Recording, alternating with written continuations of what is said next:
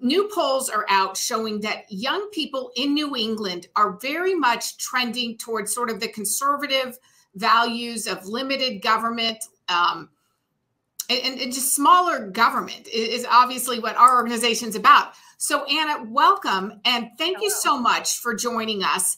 Before I sort of get more into the poll numbers, just tell us a little bit about why you think so many of people in your generation and in New England, because that's the polls were focused on New England. Why do you think there is this sort of embracing of the individual liberties and freedoms? I think COVID changed a lot of that for us.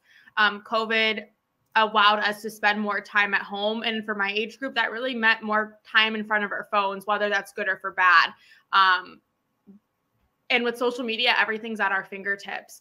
Information, news, and between TikTok becoming pretty much our new form of, general news for my age group, you're going to see all different political platforms on there. You see conservatives, you see Democrats, and you see people in the middle. And I see that all over my feed, and I hear different perspectives. And I think that COVID really just pronounced that for my age group. And that really turned into people my age trying to become more informed, trying to become more educated on topics.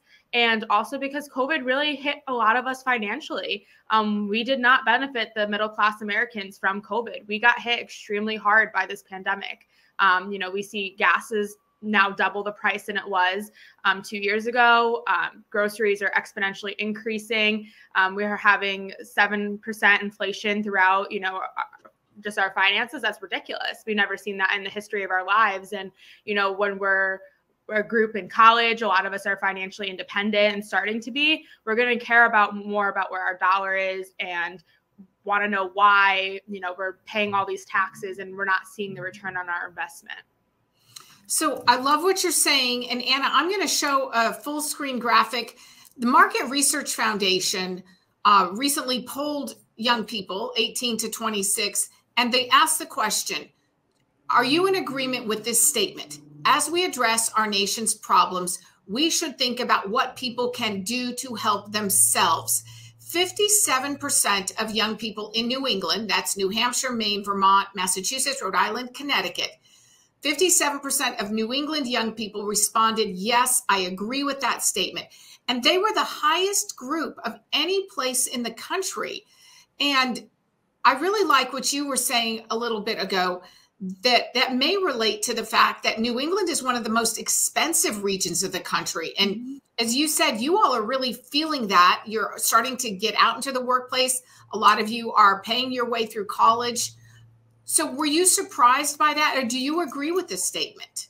Yeah, I think you should rely on no one but yourself to help yourself. If you need to be your own best friend, right? So I don't think you should be relying on government, to help you solve your problems. Yes, I do believe in some social services to extents to help get out of, hardships, right? Like being, if you're laid off from your job and being able to have some sort of financial services. I'm not 100% against those, but we shouldn't be allowing people to be reliant on those. We shouldn't be allowing people to not go back to work because we're giving them an extra $600 for being on unemployment like we did during the pandemic. That's unacceptable. We need to be reliant on ourselves.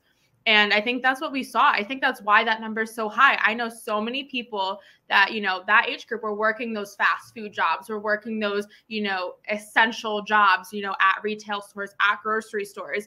And, we didn't see any type of extra pay for working through the pandemic in most cases. Some companies did, some didn't. And we're working at home, risking our lives, risking our safety during a pandemic. At the time, there was no vaccines or anything like that. And then there's people that are getting laid off and making more money than us. And the government just kept handing out more money for them to sit at home. I mean, it was frustrating. It was frustrating to see that as someone who's never got the opportunity to work from home or anything like that. I've been working throughout the whole pandemic in office.